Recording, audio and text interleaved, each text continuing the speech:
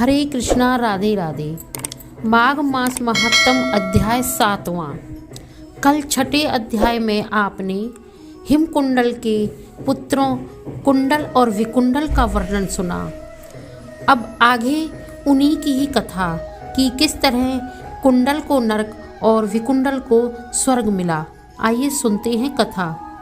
दत्तात्रेय जी बोले, हे राजन, दूत के साथ स्वर्ग जाते हुए विकुंडल ने पूछा, हे धर्मराज, मेरा संशय दूर करने के लिए यह बताओ कि हम दोनों भाइयों को इस प्रकार अलग अलग क्यों फल मिला है। हम एक ही कुल में पैदा हुए, एक ही साथ रहे, एक ही साथ जीवन व्यतीत कर रहे, एक से कर्म किए और एक ही तरह से मृत्यु को प्राप्त हुए। उसकी बात को सुनकर धर्मदूत बोला, हे विकुंडल, माता पिता भाई बहन आदि कर्म अनुसार ही फल मिलते हैं। इस प्रकार एक ही वृक्ष पर भांति भांति के पक्षियों का समूह निवास करता है, उसी प्रकार एक परिवार में सभी तरह के लोग एकत्रित हो सकते हैं, परंतु प्रत्येक प्राणी को अपने कर्म का फल स्वयं भोगना पड़ता है। उसके कर्म से प्राणी को स्वर्ग और बुरे कर्मों से नरक की प्राप्ति होती है। उसी प्रकार अपने कर्मों से नरक भोगने वाला तुम्हारा भाई गया है और तुम अपने पुण्यों के कारण स्वर्ग को जा रहे हो। तब विकुंडल बोला, हम दोनों भाई सदैव साथ साथ रहते थे, दोनों ही एक समान पापी कर्म करते और भोग विलास करते रहे थे। तब ऐसा कौन सा कर्म है जो मुझे स्वर्ग मिला। यह बात सुनकर उस देवदूत ने कहा, तुमने जो पुण्य किया है उसे मुझसे सुनो।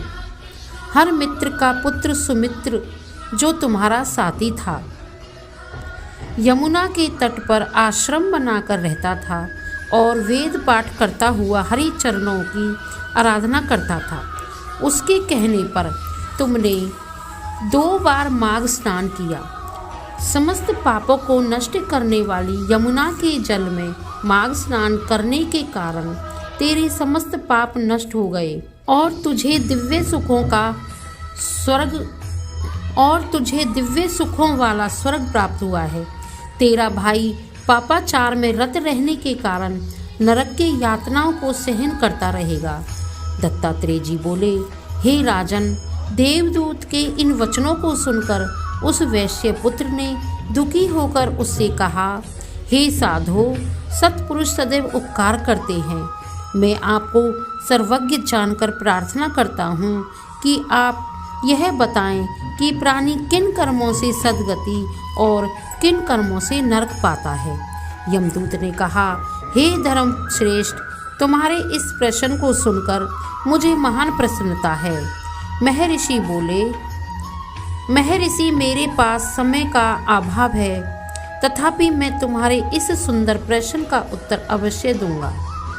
जो मन वचन क्रम द्वारा किसी प्राणी को कष्ट नहीं पहुंचाते, वे निश्चय ही स्वर्ग जाते हैं। हिंसा करने वाला वेद पाठ दान तप यज्ञ किसी भी कर्म से सद्गति प्राप्त नहीं करता है। अहिंसा समस्त धर्मों का मूल है। धर्मात्मा जन छोटे छोटे जीवों की भी रक्षा करते हैं, उनको नरक नहीं देखना पड़ता। जो मांसाहारी हैं, जीवों की हत्या करते हैं, उनको नरक में रक्त स्नान करना होता है। जो मांस खाते हैं, कीड़े उनको कष्ट पहुंचाते हैं। वे नाना प्रकार की पशु योनियों का सेवन करते हैं। मनुष्य जीवन पाकर भी अपंग और दरिद्री रहते हैं। इसीलिए मनुष्य को चाहिए प्रत्येक जीव पर दया करे और किसी को नहीं सताए। माघ मास महात्म अध्याय 7वां समाप्त। अब आगे की कथा 8वें अध्याय में कल सुनेंगे। हरे कृष्णा राधे राधे।